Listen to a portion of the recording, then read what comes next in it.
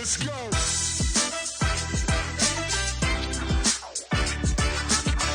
Cancun, le podcast.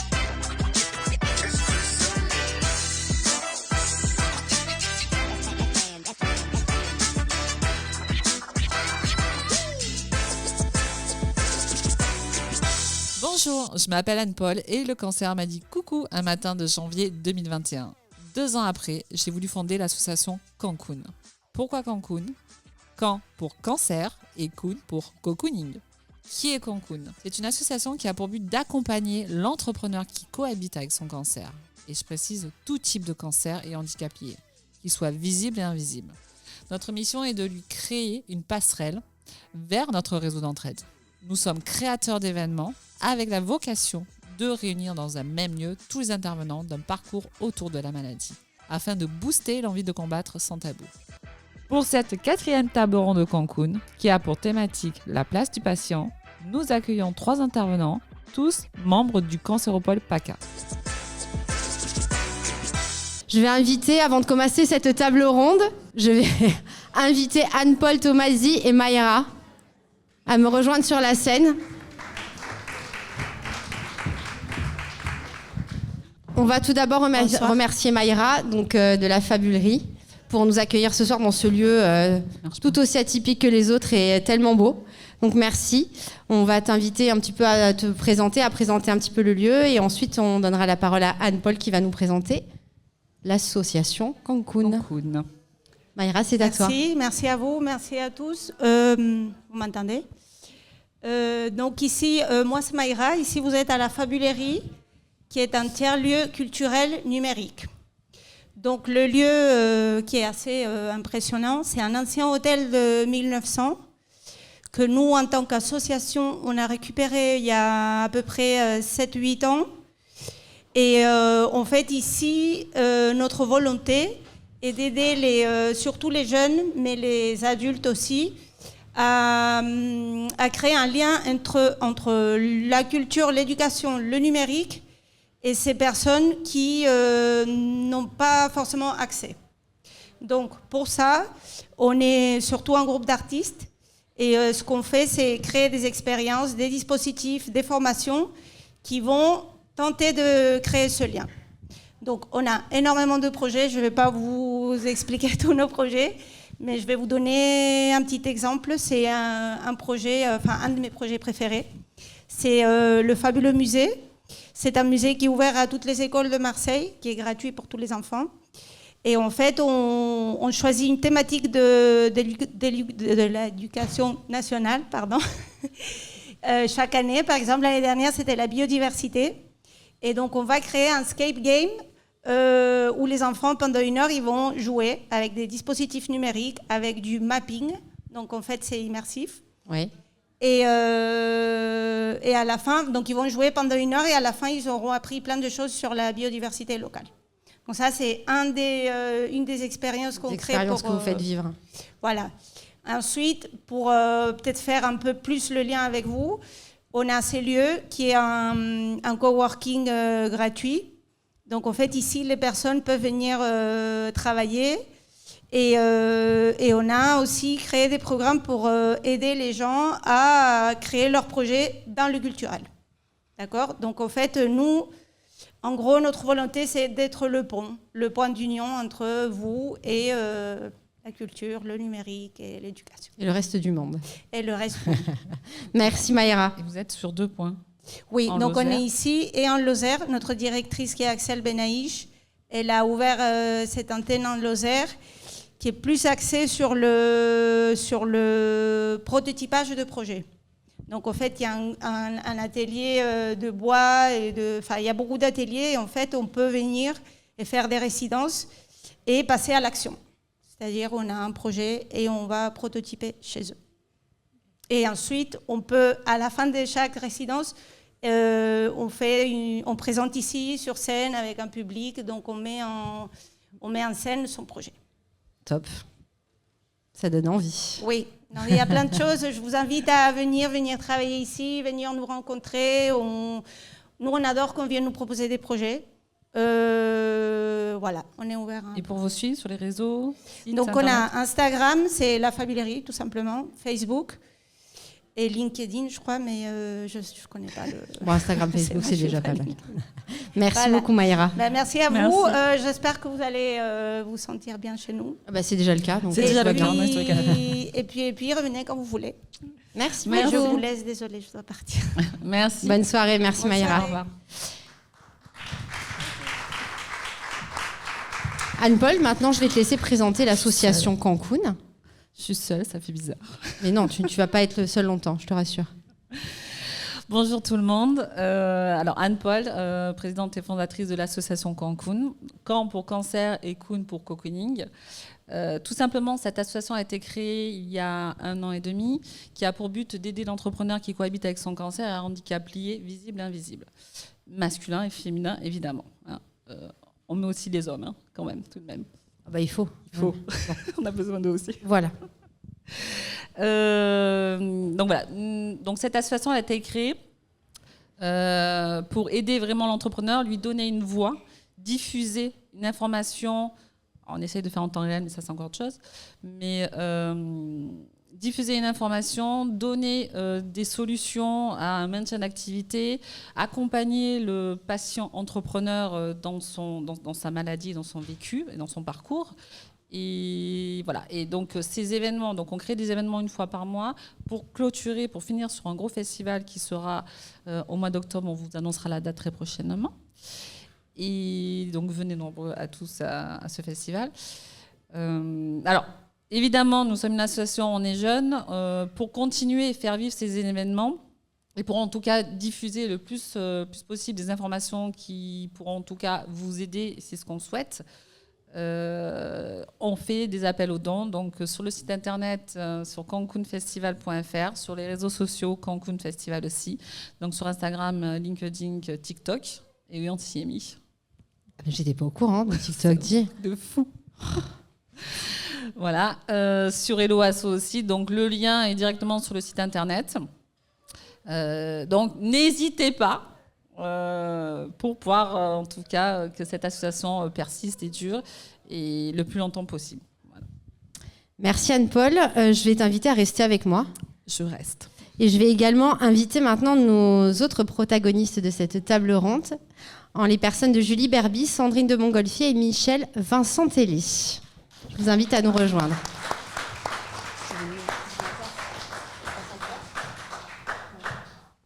On va se serrer un peu sur le canapé, puis après Anne-Paul nous laissera un petit peu de place. Alors aujourd'hui, 4e table ronde, c'est ça ? Tout à fait. Tout à fait, je ne me suis pas trompée, ça déjà c'est bon. Pour cette 4e table ronde, on va parler de la place du patient. La place du patient dans le parcours de soins, et cette table ronde, elle va faire écho à la table ronde du 17 décembre 2024, qui concernait le maintien de l'activité pendant et après, évidemment, la maladie. Comment ça s'organise ? Marjorie Fauché, qui était l'une des intervenantes, a évoqué le cancer en mode projet. C'est pas accessible à tout le monde, en effet, mais en tout cas, elle a voulu nous en parler comme ça. Aujourd'hui, on va rester dans cette continuité. On va parler de compétences du patient. On va parler d'éducation thérapeutique. On va parler d'expérience. Aujourd'hui, on a souhaité réunir des personnes qui sont du milieu médical. Alors, au départ, j'étais très impressionnée parce que je me suis dit, j'espère qu'ils vont tout comprendre à ce qu'ils vont me dire. Oui, j'ai tout compris, donc c'est bon, on a beaucoup échangé. Le but aussi aujourd'hui, c'est de vous montrer ce qui existe, de voir ce qui est fait pour les patients et avec en fin de table ronde, un témoignage lourd de sens. On va commencer par un témoignage lourd de sens aussi et on clôturera. Donc Anne-Paul, est-ce que tu peux un peu nous expliquer quelle place tu as pris dans ton parcours de soins ? Alors, la place que j'ai prise, ça a été très compliqué. Quand on est entrepreneur et à l'annonce de la maladie, tout s'écroule. Tout s'écroule. C'est un peu le cas. S'écroule, le nouveau mot. On peut le mettre au dictionnaire, très bien. Donc voilà, on doit gérer plusieurs choses. On doit gérer la maladie, les traitements. On ne comprend pas ce qui nous arrive. On ne sait pas où aller. Ça devient le parcours du combattant. On n'est pas informé, on ne comprend pas. Et ça devient très très compliqué parce qu'on a la vie professionnelle à gérer, notre vie privée et notre vie familiale, parce qu'on a vraiment deux cercles. On a la vie intime, privée et la vie familiale, les actifs aidants. C'est un parcours qui est très long, très compliqué. En tout cas, pour mon cas, j'ai pas été suivie. Ça a été un vécu dans 4 hôpitaux, des complications chirurgicales, septicémie, des prises de conscience où on se dit est-ce qu'on va survivre ou pas. C'est violent. Ça va bien se passer. Une petite respiration yogique. Je vous invite à l'encourager. Merci. Non, ça fait toujours bizarre d'en parler. En tout cas, c'est la première fois que j'en parle devant la caméra, donc c'est assez violent. Donc les traumatismes sont toujours là, même après maladie, parce qu'on n'est pas complètement sorti de tout ce parcours, parce qu'on est suivi pendant encore 10-15 ans, entre les scanners, les IRM, la radiothérapie, tout ce qui s'ensuit. On espère qu'on est toujours sorti, qu'on est sorti de ce parcours, mais ça reste très compliqué. En tout cas, maintenant, j'en vois la fin et ça va mieux. Bon, il y a toujours cette peur de récidive et que tous les examens, que ça soit négatif, mais pour l'instant, ça va. Mais en effet, voilà, un parcours où je me suis sentie perdue et j'ai dû me tourner vers des associations, notamment comme CARE 13, l'ANIAC ou 60 000 romans, qui m'ont aidée à sortir de tout ça. Et ce qui m'a permis d'avoir un peu plus de lueur d'espoir et d'aller mieux, en tout cas au niveau moral et santé, et de pouvoir passer ce cap et de l'affronter d'une manière plus facile. Mais c'est vrai que c'est pas évident, on est jeté dans une jungle administrative de langage pharmaceutique, chirurgical, médical, on ne comprend rien. Avec beaucoup d'intervenants, beaucoup de gens différents. Et on nous dit toujours à quelle sauce on va être mangé. Et c'est vraiment ça, on est perdu. Donc, dans ce parcours, j'ai pu rencontrer des personnes, des soignants, des sophrologues, des radiothérapeutes, des oncologues qui ont pris le temps de m'écouter, en tout cas écouter mes peurs et toute tes la besoins panique sur le moment, ouais. Voilà, et mes besoins. Donc c'est pour ça que j'ai monté cette association et ces événements pour pouvoir en parler et expliquer que malgré tout, on trouve des solutions dans un parcours qui est quand même assez douloureux. Et heureusement, voilà, rencontrer aussi des personnes comme vous, je trouve ça magnifique pour qu'on ait des réponses à nos questions. C'est souvent ça. On se pose 3 questions. Ok, on annonce la maladie, il n'y a pas de souci, on encaisse, mais qu'est-ce qu'on fait derrière? Comment on le vit? Et là, malheureusement, il y a personne qu'on est tout seul. On est vraiment tout seul dans notre bulle et on a beau avoir l'entourage qui nous dit « t'inquiète pas, ça va aller, ça va passer ». Mais non, en fait, ça passera pas. Tu as besoin d'une tierce personne qui vient aussi t'accompagner, aussi bien sur le maintien de l'activité pro, comme on en a parlé, mais aussi sur tout le reste, la vie personnelle. Tout à fait. Il y a toutes ces questions-là et au fur et à mesure de ces tables rondes, on commence à avoir des réponses. En tout cas, merci que vous soyez là tous les 3 ce soir. Merci Anne-Paul. Visiblement, tu t'es demandé à quelle sauce ça allait être mangé, mais ils n'ont pas réussi à te manger. Donc c'est cool parce que tu es avec nous ce soir. Donc ça, c'est bon. Merci Anne-Paul en tout cas. Merci pour ton témoignage. Et merci pour tout le reste surtout. Merci. Allez. Bien. On va continuer. On va continuer avec Julie Berbis. Julie Berbis, tu es médecin de santé publique. Oui. Tu es chercheuse. Bonsoir. Oui. Et tu es directrice adjointe du CRS. On va parler notamment là de cancer pédiatrique et après on fera un petit peu le lien avec tout le reste. On va aller crescendo avec un fil conducteur et vraiment une cohérence. Donc toi, tu es chercheuse sur des cancers pédiatriques sur un programme qui s'appelle Léa, qui a 20 ans visiblement, qui a pour objectif surtout de connaître et de comprendre les besoins, le vécu et ce qui se passe après, le suivi en fait des petits patients. On va parler des grands après. Est-ce que tu peux nous en dire un petit peu plus te présenter et nous parler un petit peu plus de ce programme au fur et à mesure en fait, de ta présentation? Volontiers. Déjà, je voudrais commencer par dire que je suis ravie d'être là et merci beaucoup pour l'invitation. Alors oui, voilà, moi je peux parler du programme Léa qui va concerner le cancer pédiatrique. Moi, je suis chercheuse, tu l'as dit, et ce programme Léa, il existe depuis 20 ans et il est à l'origine d'une rencontre entre un chercheur en santé publique, qui n'était pas moi à l'origine, et un clinicien, un pédiatre, pour mieux comprendre comprendre l'après-cancer pédiatrique. C'est un programme qui intervient juste à la sortie de la phase aiguë et du traitement pour pouvoir mieux comprendre ces patients qui ont traversé un cancer pédiatrique. Et dans l'EA, on est plus spécifiquement focalisé sur les hémopathies malignes, donc la leucémie, le lymphome, etc.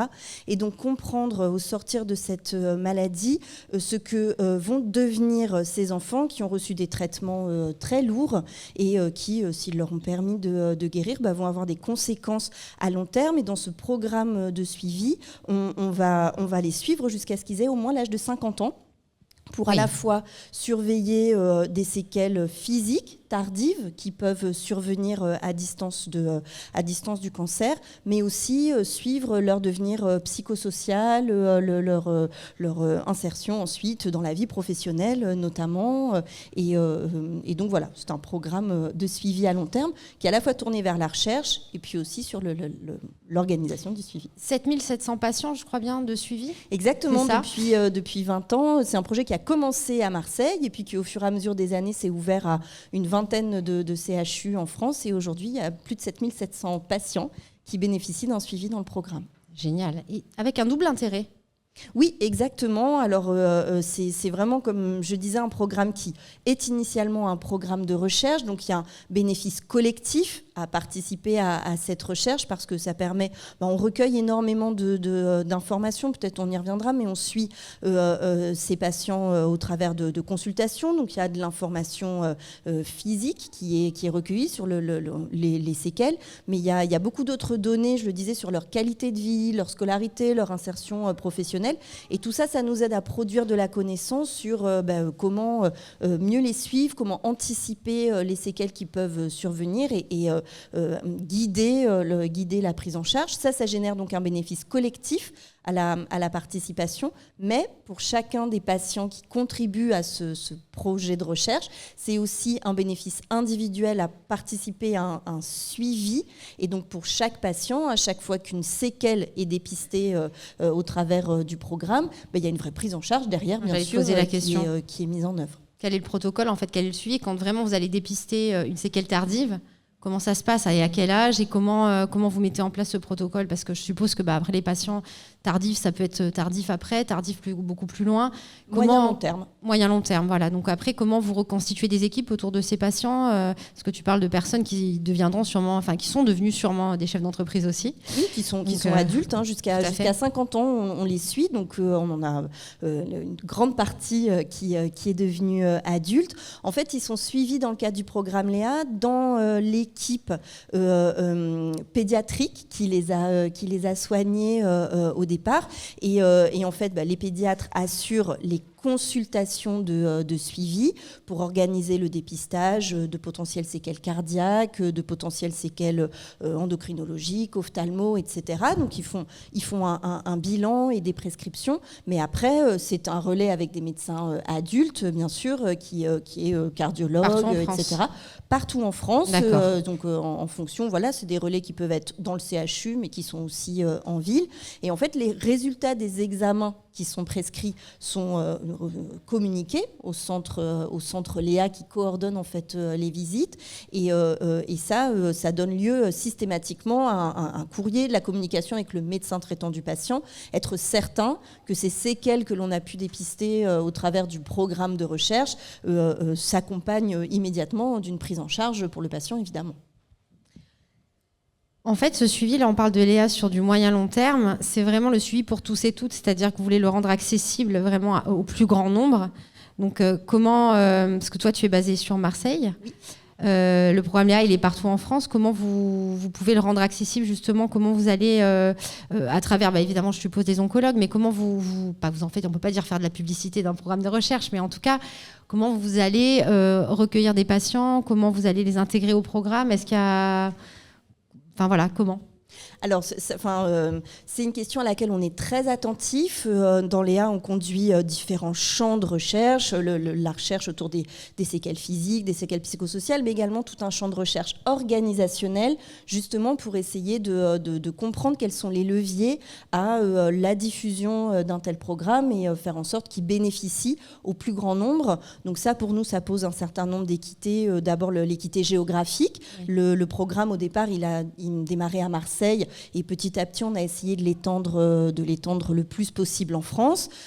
Évidemment, tu te doutes que le pendant de ça, c'est d'avoir les moyens financiers. Tout à fait, c'est pour ça que je te pose la question aussi. De pouvoir l'étendre. C'est de savoir un peu. On essaye par différents moyens de pouvoir soutenir. Il y a un échange d'expérience peut-être avec des relais sur les différentes villes et de voir un peu comment ça a pu marcher dans une ville, comment ça pourrait marcher dans une autre, avec peut-être les spécificités aussi du terrain. Oui, exactement. Et alors, sans rentrer trop dans les détails, mais majoritairement, c'est en poursuivant nos recherches qu'on arrive à obtenir du soutien financier à la poursuite de ces recherches, donc du financement de recherche qui nous permet de nous déployer. Mais dans certaines villes, il y a un vrai relais associatif et du soutien de certaines associations. Je pense notamment à la Ligue contre le cancer, mais il y en a d'autres qui soutiennent aussi le programme sur le terrain, parce qu'il y a beaucoup d'autres associations qui le soutiennent. Donc là, c'est un programme pour des enfants qui vont devenir adultes.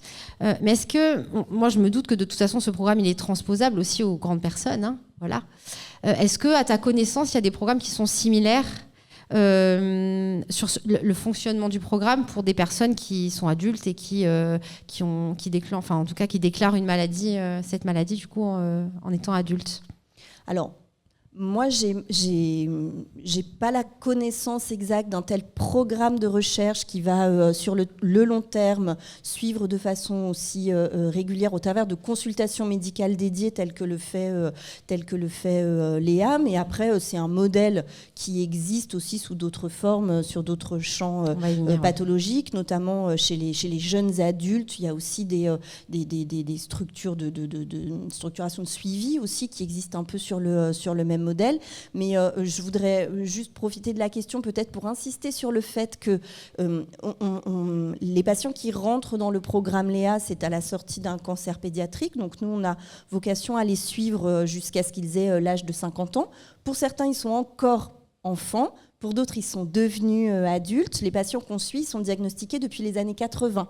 Dans chaque centre, ils sont allés ressolliciter pour un suivi, même des plus anciens patients. Et autour des enfants, il y a aussi des parents, il y a aussi des frères et sœurs. Et donc, on est attentif aussi dans nos sujets de recherche et dans nos centres d'intérêt à comprendre aussi le devenir et l'après-cancer pour ces aidants et cet entourage de l'enfant. Merci beaucoup Julie pour ce témoignage et l'exposition de ce programme, c'est super intéressant et ça fait bien le lien aussi avec Sandrine. Je vais te passer la parole.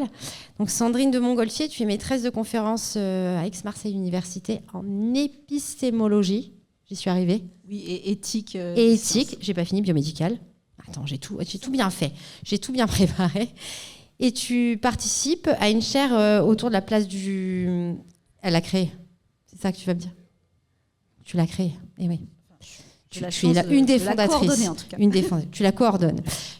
Sur la place du patient et le cancer. Tu as envie aujourd'hui de nous parler d'un programme justement qui est pour les plus grands, un programme qui est autour des soins supports. Est-ce que tu peux nous en dire un petit peu plus ? Oui, tout à fait. En fait, moi, un des points d'intérêt dans cette chaire de recherche qui est financée par l'Institut national du cancer, à l'initiative donc de cet institut, qui était de penser la place du patient dans son parcours de soins, plus particulièrement, la place des citoyens aussi dans les parcours de prévention, et de voir comment on peut mieux les accompagner, comment on peut mieux les suivre. Et ton témoignage nous montrait à quel point un patient peut complètement être perdu, même si, a priori, je pense que tu avais le bagage qu'il fallait bien pour pouvoir suivre ce parcours. Et on voit qu'en fait, on peut être tellement déstabilisé qu'il peut être assez perturbant finalement de se retrouver dans un système de soins où le vocabulaire, les professionnels qu'on rencontre, l'ensemble du système nous met à mal parce qu'on ne comprend pas très bien de quoi on parle. Donc moi, les points de vigilance éthiques qui me motivent sont celles d'améliorer les parcours de soins avec les professionnels. Alors les professionnels améliorent systématiquement systématiquement leur parcours de soins. Enfin, c'est un objectif de tout institut de soins, d'essayer d'améliorer les parcours. Mais l'idée, moi, c'est de les accompagner en tant que chercheurs avec mes équipes et de mobiliser des outils, des méthodes qui vont permettre de valoriser telle ou telle amélioration, de mesurer aussi si cette amélioration fait sens. Et donc, par exemple, ce projet, qui est un projet financé par l'Institut national du cancer également, donc, qui s'appelle SOS-PP, SOS c'est pour soins de support, PP c'est pour patients partenaires, a pour objectif de systématiser un accès aux soins de support dans un cancer un peu particulier, qui est le cancer anal, parce que c'est un cancer qui est très, très invalidant, les traitements sont très violents. Et donc, les patients ont besoin de toute façon qu'on fasse appel à d'autres professionnels que simplement le radiothérapeute, l'oncologue, et puis les infirmières qui sont autour, mais aussi de kinés, de gynécologues, de personnes spécialistes de la douleur, etc., etc. Et tous ces spécialistes que je viens de citer, le psychologue également, par exemple, ce sont les soins de support. Mais ces soins de support, aujourd'hui, sur tout le territoire national, ils sont proposés en fonction des repères, des besoins que le professionnel médecin identifie chez le patient. Et effectivement, ça peut dépendre aussi de la manière dont moi, patient, j'en parle à mon médecin. Et vous êtes d'accord que si on ne me pose pas bien la question, si j'ai pas envie d'en parler, surtout pour des choses parfois très intimes, qui peuvent toucher la sexualité, qui peuvent toucher mon système digestif, qui peuvent toucher, voilà, j'en parlerai pas. Donc les recommandations internationales ont demandé que pour le cancer anal spécifiquement, on propose systématiquement les soins de support. Donc là, l'objectif, c'est de voir si c'est faisable. Parce qu'après, voilà, c'est facile à dire, comment le faire. Donc, il y a une équipe à Montpellier, donc c'est le Centre de lutte contre le cancer de Montpellier, qui était prêt à partir sur cette aventure, puisqu'ils ont la chance d'avoir un plateau de soins de support, c'est-à-dire dans leur hôpital, d'avoir un étage qui est dédié aux soins de support. Et donc, quelque part, ils avaient un peu les équipes, l'environnement géographique pour pouvoir se lancer dans cette aventure. Et on va donc comparer ce qui se passe dans cet institut où il va y avoir la systématisation pour tous les patients, et c'est ça auquel j'insiste aussi, c'est-à-dire tous les patients, ceux qui parlent très très bien français, qui ont une littératie en santé, donc littératie ça veut dire capacité à comprendre les problématiques de santé très élevées comme ceux qui c'est plus bas, les personnes qui sont âgées, moins âgées, enfin voilà, avoir une diversité, on voudrait que tout le monde ait 3 fois dans leur parcours de soins, une évaluation des besoins de soins de support et qu'on leur propose à ces 3 points. Et on rajoute là-dessus aussi la proposition de rencontrer quelqu'un concerné par le cancer, un patient partenaire, quelqu'un qui a été formé pour pouvoir accompagner d'autres pairs qui se sentent perdus, à d'autres pairs, oui, qui se sentent un peu perdus dans ce parcours de soins, justement, et qui pourraient éprouver le besoin de parler avec eux. Alors, ce n'est pas systématique, mais on peut pas proposer systématiquement 4 fois, et on va mesurer les effets en comparant avec un autre centre de lutte cancer, où là, pour l'instant, il n'y a pas encore cette proposition systématique. Et puis surtout, ce qu'on veut, nous, c'est transférer ensuite cette proposition. Oui. Donc là, ce qu'on va faire, c'est, au bout de 2 ans d'évaluation, on va essayer de transférer. Donc c'est toute une science de la transférabilité des innovations en santé et de voir comment on va pouvoir transférer sur l'Institut Paoli-Calmelt cette nouvelle façon de penser les soins de support. Et puis si ça marche vraiment bien, transférer dans d'autres centres et puis peut-être penser à d'autres cancers ensuite. C'est passionnant en plus dans le cadre de cette montée en compétences dont je parlais tout à l'heure et de l'éducation thérapeutique. Quand on a échangé pour préparer cette table ronde, tu as évoqué des compétences nouvelles, beaucoup d'échanges aussi, la communication, l'émetteur, le récepteur. C'est vrai que parfois, on n'a pas forcément envie de parler de certaines choses, c'est pas le bon moment, selon le mot. La temporalité, elle est tellement particulière. Tu as parlé aussi de ces nouvelles compétences et d'un programme qui a été co-construit aussi avec un patient partenaire qui est parmi nous, je crois, non ? Alors non, Michel ne fait pas partie de ce projet-là, mais tu as raison. Il fait partie d'autres projets, je vais en parler juste après. Mais effectivement, ce programme a été tout à fait co-construit avec des patients partenaires qui sont intéressés par la recherche. Donc ces patients partenaires, on en a 2 à l'IPC et 2 à Montpellier, et ils ont eu ce désir, de se former, donc ils sont allés se former à l'université des patients pour la plupart d'entre eux, ou se former dans d'autres associations, la Ligue propose des formations, enfin voilà, d'autres. Et après ils ont voulu se spécialiser dans la recherche. Et ce qui est très intéressant, c'est qu'ils nous accompagnent aux différentes étapes du projet en nous donnant... en nous partageant comment leur savoir expérientiel de la maladie transforme, nous, la manière de poser nos questions. Et ça, c'est hyper intéressant parce que parfois, nous, en tant que chercheurs, n'ayant pas vécu ces maladies, n'ayant pas rencontré tous ces professionnels, on a beau avoir identifié, par exemple, qu'il y avait beaucoup de professionnels qu'un patient rencontrait, nous, on ne l'a pas vécu. Donc déjà, la manière de poser la question, la manière d'appréhender ce tourbillon là de personnes qu'on rencontre au début de la maladie, et ben on a besoin de personnes qui ont vécu ça pour nous accompagner, nous aider à mieux formuler nos questions de recherche, mieux formuler nos projets de recherche, et après évaluer aussi nos outils de recherche, et puis ensuite analyser nos résultats de nos projets de recherche. Donc ils sont là pour nous accompagner là-dessus. Et on parlait aussi par rapport à l'accompagnement du patient, de reprendre le lead, en fait, de reprendre le parcours médical en main aussi, parce que c'est vrai, on n'est jamais préparé à ça de toute façon, et je me doute que ça doit être vraiment très compliqué, mais pour le coup, le fait d'avoir ces patients partenaires qui viennent vous apporter leur point de vue, et également les patients à qui on vient d'apprendre cette triste nouvelle, ça va les aider aussi à vraiment remonter la pente, je pense aussi, et même à voir les choses différemment. Je pense qu'en fait, j'imagine que quand on est patient, on a des besoins qui peuvent être très variables. Il y en a qui ont envie de parler à quelqu'un d'autre qui a été concerné, d'autres qui ont envie de parler à des amis, d'autres qui ont envie de parler à des associations. Et je pense que cette diversité, elle doit être proposée au patient qui va s'en emparer ou pas. Et effectivement, alors moi je suis un peu cette dynamique-là, puisque cette notion du partenariat patient, la place des associations aussi dans notre système de santé, c'est un objet en soi de recherche pour ma chaire de recherche. Mais de fait, je travaille beaucoup à l'Institut Paoli-Calmettes avec les équipes qui développent ce travail-là. Et j'ai eu la chance de rencontrer Michel. Et Michel, effectivement, il est présent dans l'Institut en permanence. Et quand je l'ai rencontré pour la première fois, il m'a dit moi, j'accompagne les patients qui viennent. Et je me suis dit, mais qu'est-ce que c'est que ça ? Je réfléchissais. Et je me disais, mais en fait, j'avais déjà lu des articles sur des personnes qui sont présentes dans l'établissement, qui sont là juste pour guider les patients qui arrivent dans l'établissement et les guider dans l'établissement. Et on appelle ces patients des patients navigateurs. Et donc, je lui en ai parlé. Sandrine, parfaite transition. Il ne pouvait pas y avoir meilleure transition. Je suis obligée de faire la transition et c'est merveilleux.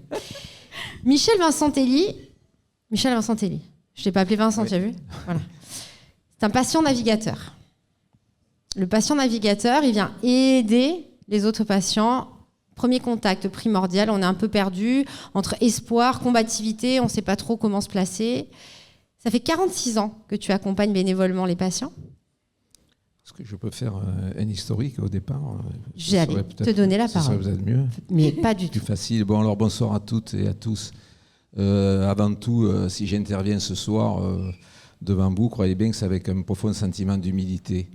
Je voudrais remercier l'équipe Cancun, le Cancéropole, pour la mansuétude dont vous faites preuve à mon égard. Et je voudrais remercier Sandrine de Montgolfier pour son soutien indéfectible et l'intérêt qu'elle a toujours porté pour mon engagement. Alors, je me présente, Michel Vincentelli. J'ai été confronté très tôt à la maladie dans les années 80 et 90. Je suis devenu un patient de l'IPC, de l'Institut Paoli-Calmettes, pour y subir une gastrectomie totale avec ablation partielle de l'œsophage.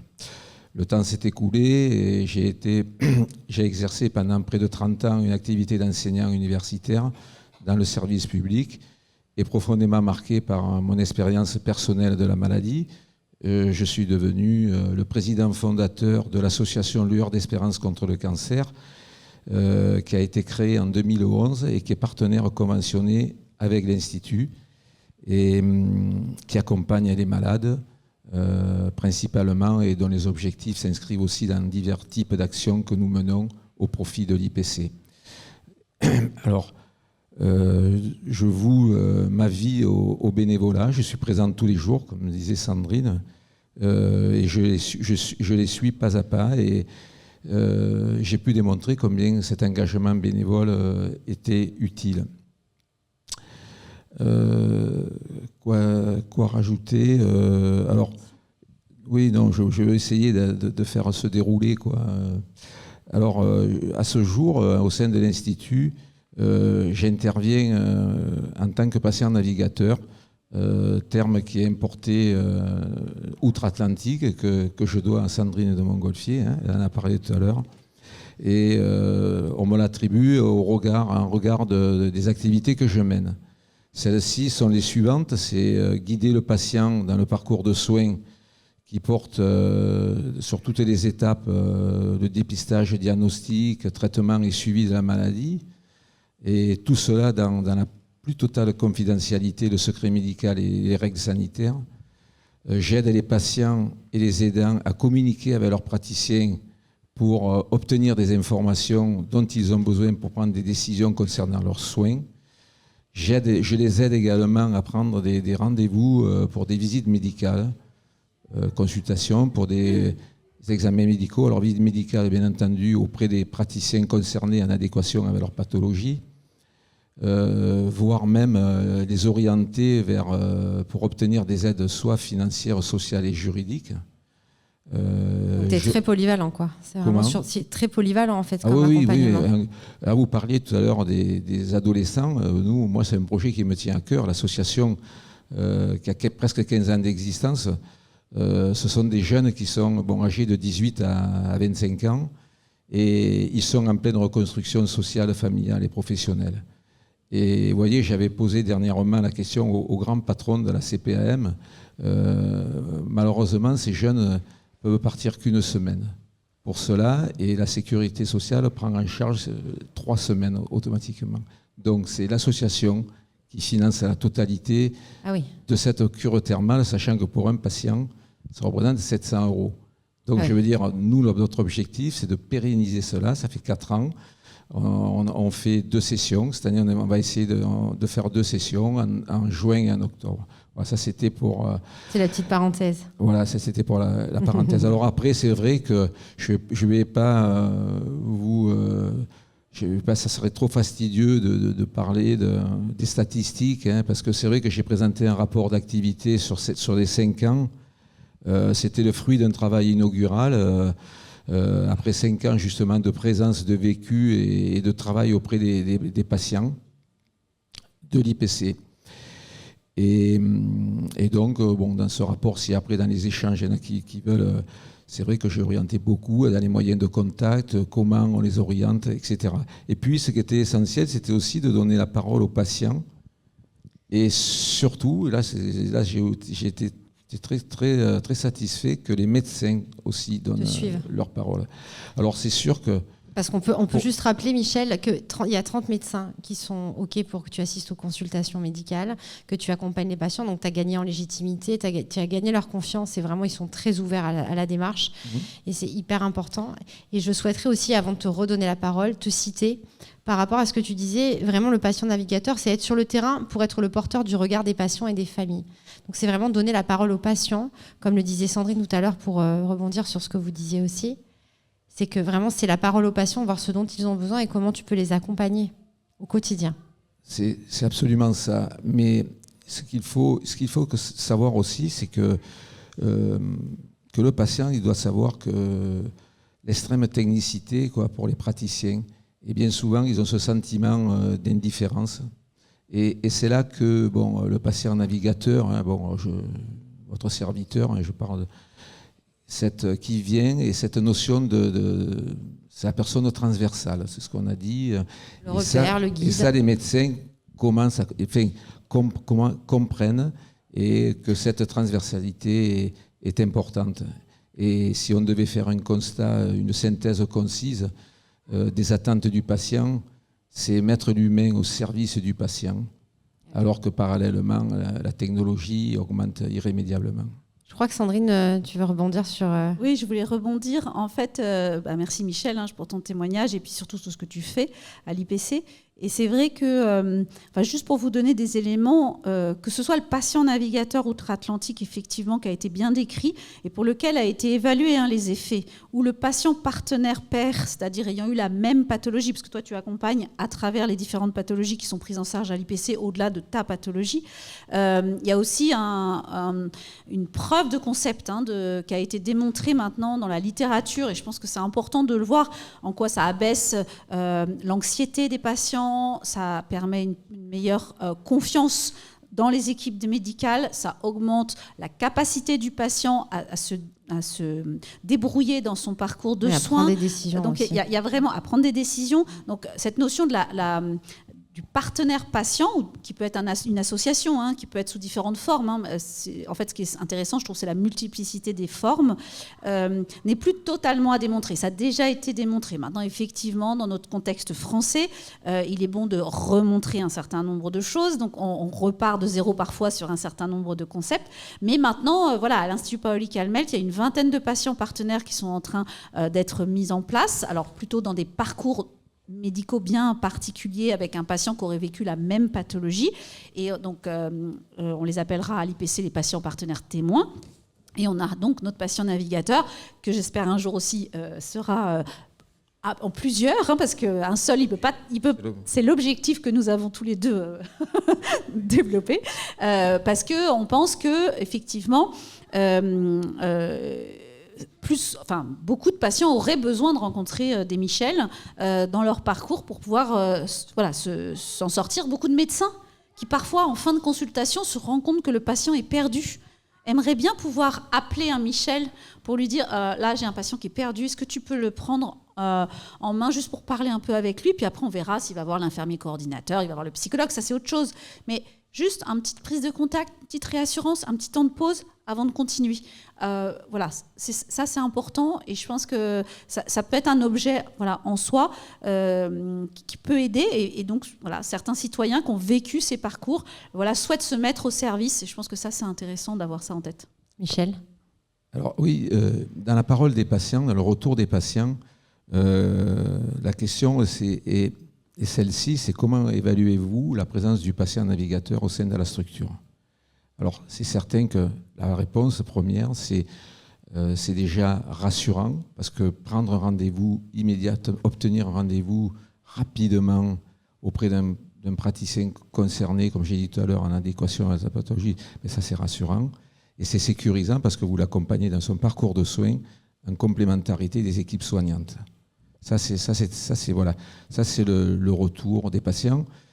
Et les médecins, les médecins, parce que ce que j'ai pas dit aussi, c'est que quand vous prenez un rendez-vous, vous disiez tout à l'heure, c'était très touchant aussi votre témoignage, quand il y a cette annonce, il y a deux choses principales, quoi. Vers qui on va m'orienter, m'adresser, et j'ai besoin d'être rassuré. Et donc quand ils viennent en première, je prends les rendez-vous, et quand ils viennent en première consultation, on sait tous que ce côté anxiogène est présent, et le fait de les attendre, de faire les démarches administratives, de trouver la salle de consultation, de présenter le médecin, d'assister à la consultation avec le consentement bien évidemment, et bien cela c'est énorme. Et donc le médecin, donc les retours des médecins, je contribue, si vous voulez, au partage des informations pertinentes concernant la maladie, les traitements, et sur les stratégies des symptômes, sur les stratégies des gestions des symptômes, ce qui permet aux patients de mieux appréhender son traitement et de participer aux décisions. C'est vraiment une dimension humaine et sociale qui vient en complément indispensable, je pense, de la dimension médicale. Sandrine ? Oui, alors après, les enjeux sont importants, parce que là, Michel le fait bénévolement avec un don total de lui-même. Vous avez entendu, c'est tous les jours que Michel est là, et c'est vrai. Est-ce qu'il y en a d'autres des Michel ? Il faudra nous dire après s'il y a d'autres Michel. Mais c'est comment trouver un modèle qui fonctionne, c'est-à-dire avec des patients partenaires qui acceptent de se donner pour les autres, mais à quelles conditions, avec quelle reconnaissance.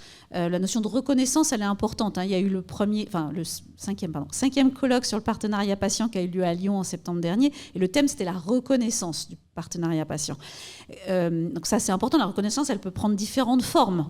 Michel, pour lui, c'était important que son association soit reconnue, l'UR d'Espérance, au sein de l'Institut Paoli Calmettes, que son rapport soit partagé au sein de la communauté des médecins et des chercheurs.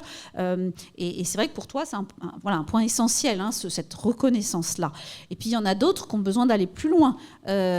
Si moi, j'étais atteinte de la maladie, que je devais arrêter mon travail, etc., et que je voulais me donner au partenariat patient pour une partie de mon activité, j'aurais peut-être besoin d'être rémunérée. Donc cette question, elle pose sens. Est-ce qu'on va vouloir créer ce type d'activité rémunérée ou en tout cas remboursée déjà? Est-ce que, Michel, je ne suis même pas sûre qu'on te rembourse ton parking. Visiblement pas. Voilà. Visiblement pas. Est-ce que, alors Michel mange à la cantine avec nous, professionnel, voilà, mais j'imagine que tu payes ta cantine quand même. Et ben voilà, c'est des petites choses, hein. Mais voyez bien qu'entre le bénévolat total et le salariat, alors à l'Institut de cancer de Montpellier, par exemple, il y a 4 patients partenaires salariés. Alors salariés, ils ont monté leur petite boîte d'entrepreneurs, ils facturent leurs interventions. Ils ne sont pas là à temps plein, hein, ils sont là à temps partiel, avec un contrat de temps à passer dans l'Institut. C'est un modèle. Est-ce que c'est ce modèle vers lequel on va? Ça, j'en sais rien. Il a des biais aussi, hein, qui existent. Et puis il y a celui du bénévolat total qui existe dans plein d'associations, hein, et qui est très beau et qui mérite absolument d'être présent. Et le comité d'éthique de la Ligue disait, et je trouvais que c'était intéressant de le prendre en compte, en fait l'institution devrait systématiquement proposer l'indemnisation ou voire le salariat, mais c'est au patient de choisir, à la personne de choisir, et c'est tout à son honneur évidemment de choisir le bénévolat. Ça me permet, du coup, il nous reste quelques minutes avant que je clôture cette table ronde et qu'on passe aux échanges avec l'assistance. Michel, justement, je vais te laisser ces quelques minutes. Oui, justement, je veux parler avec Sandrine. Oui. Je me doute. On avait vu, on n'a pas fait de débat, mais bon, comme je l'estime beaucoup, je la respecte beaucoup. Mais bien sûr. Non, moi, la notion de bénévolat, pour moi, si vous voulez, je l'associe parce que à l'image des valeurs de la vie, quoi. Voilà, le don de soi est gratuit. Je veux dire, je sais très bien, hein, je veux dire, si les patients partenaires sont indemnisés, rémunérés, mais tant mieux, je veux dire, là-dessus, ça c'est un choix personnel. C'est mon moteur de vie. Moi, si vous voulez, bon, le cancer, on le traite en famille, quoi. Malheureusement, je le dis comme ça. Là, bon, je suis en train de perdre ma sœur. Bon, sans s'apitoyer sur ce sujet-là. Mais ce que je veux dire, c'est que l'avantage, et ça je l'avais dit à Sandrine, l'avantage, j'ai ma liberté, j'ai mon autonomie, et je me dis, bon, que si dans les missions qui sont miennes, que je viens de vous décrire, si j'oriente des patients et que je suis indemnisé, rémunéré, appelons ça comme on veut, par l'institution, je tombe dans un conflit d'intérêts. Oui. Ça c'est un gros flou juridique. Alors attention, je pense que Sandrine l'a bien dit, il y a un statut, il y a une réflexion qui est faite là-dessus. Mais après, bon, moi, ça, c'est mon choix. C'est une question d'état d'esprit de personne, oui, tout à fait. Et je vais même rajouter, c'est qu'au niveau des patients, ils sont plus réceptifs. Parce que quand vous venez de ce don, comme je dis, de soi est gratuit, ils sont plus réceptifs. Je suis indemnisé, c'est pas encore c'est pas perçu de la même façon. Après, sans parler d'indemnisation, on peut parler de reconnaissance. Enfin, essayer de trouver. C'est la perspective. En fait, je voulais terminer sur des perspectives. C'est la perspective de dire quel statut on va trouver à ce patient navigateur ou partenaire pour que ça reste dans ton état d'esprit où c'est le don de soi. Et enfin, moi, je suis bénévole aussi ici, ailleurs. J'ai d'autres associations. Pour moi, c'est intrinsèquement. Après, la reconnaissance, elle peut être ailleurs. C'est ça, la reconnaissance, elle peut être ailleurs et elle est importante. Et je pense pour la diversité aussi des personnes avec qui on va pouvoir, qui vont vouloir s'engager dans ces missions. Je pense aux jeunes. Maintenant, il y a une académie des AJA qui existe pour former justement des patients partenaires jeunes adultes, adolescents et jeunes adultes. Il y en a donc pour les plus âgés. Mais on est bien d'accord que tu as pu consacrer tout ce temps parce que tu étais à la retraite au moment où tu t'es lancé dans ce... Alors, pas tout au début, quand tu as créé l'association, tu étais encore en activité. Mais le fait de y être à plein temps tous les jours, c'est possible parce que tu es à la retraite. Et or, Or, on parlait pas des créateurs d'entreprises, on parlait des jeunes mamans, on parlait des... Voilà, quand on est atteint par un cancer comme ça, c'est vrai qu'on a parfois envie de voir quelqu'un qui a été concerné de la même manière. Alors, on peut le faire 20 ans après, hein, ça revient au même, hein, le vécu, l'expérience, elle est quand même toujours là. Mais parfois, pouvoir rencontrer un autre professionnel qui est dans la même galère que nous, au même moment. Mais avec 2 ans d'avance ou 4 ans d'avance ou 10 ans, 5 ans d'avance, ça aide un peu. Or, ce professionnel-là, il prend sur son temps d'activité. Et donc, parfois, il a peut-être besoin aussi d'être connu là-dessus. Alors, il peut le faire de manière totalement bénévole. Et la question, c'est comment trouver le bon statut. Est-ce que c'est l'institution de soins qui doit payer les patients partenaires, payer, indemniser, voilà, ce qu'on veut, ou est-ce que c'est une structure indépendante? Et c'est vrai qu'il y a des patients partenaires qui sont en train de penser ça de manière totalement indépendante, où il pourrait y avoir une sorte de caisse qui permette de les rémunérer, et toutes les institutions de soins mettent un peu d'argent là-dedans, et c'est indépendant. Et ça permettrait cette indépendance dont on est en train de parler. C'est un modèle économique qui pourrait peut-être fonctionner, mais voilà, qui en est à ses prémices, hein, qui pour l'instant... donc il y a encore des perspectives. Je vais te laisser le mot de la fin, Michel. Non, elle a dit quelque chose parce que j'étais à la retraite. Mais si vous m'avez bien entendu, j'ai commencé dans les années 80 et 90. T'étais pas encore à la retraite. Et je voudrais rendre hommage à mon chirurgien, comme j'ai toujours dit. Oui, il y a 25 ans, j'allais relater mon expérience à sa demande. Et on ne parlait pas de patient partenaire. Donc je veux dire, moi c'est venu au fil du temps. Après, c'est vrai, moi j'ai dit, c'est une affaire de famille, j'ai perdu ma mère très tôt. Après, les valeurs qu'on m'a transmises, voilà, et on fait de belles rencontres. Mais ce que je veux dire, c'est que déjà, c'est vrai qu'entrecoupé, malheureusement, parce qu'il y a eu quand même 3 interventions, 80, 91, 94, mais déjà, je venais une fois ou 2 à sa demande. Et j'allais relater. Ça commençait vraiment à... C'est les prémices du coup de ce statut. Et c'est là que j'ai vu, parce qu'on n'a pas parlé du comité patient, parce que dans tous les centres de l'SCLCC, les centres de lutte contre le cancer. En 2002, à la demande de Jacques Chirac, on a institutionnalisé ce comité patient et aidant, qui est venu après avec cette appellation, dont l'objectif était de réfléchir, trouver des solutions pour améliorer le parcours de soins des patients. Et moi, à la demande du directeur général à l'époque, j'y suis entré, mais on était dans une représentation. Et c'est à partir de là que j'ai dit, si c'est pour un échange un peu intellectuel, excusez-moi de dire ça, je retourne à la faculté donner mes cours. Mais t'as raison. Donc, non, je veux dire, il n'y a pas de tabou ici. Non, mais c'est à partir de là que j'ai dit, je serai sur le terrain. Du matin ce dont les patients ont besoin, je pense, plus que... Je tenais sincèrement, vraiment, à vous remercier pour la participation à cette table ronde. Julie Berby, Sandrine de Montgolfier et Michel Vincentelli, parce que c'était passionnant. On voit vraiment qu'il y a beaucoup de choses à faire encore, et merci à vous pour tout ce que vous donnez aujourd'hui pour tous les patients. Je vous donne rendez-vous le 6 mai pour la dernière table ronde avant le festival, dont on vous dévoilera la date bientôt. Merci beaucoup.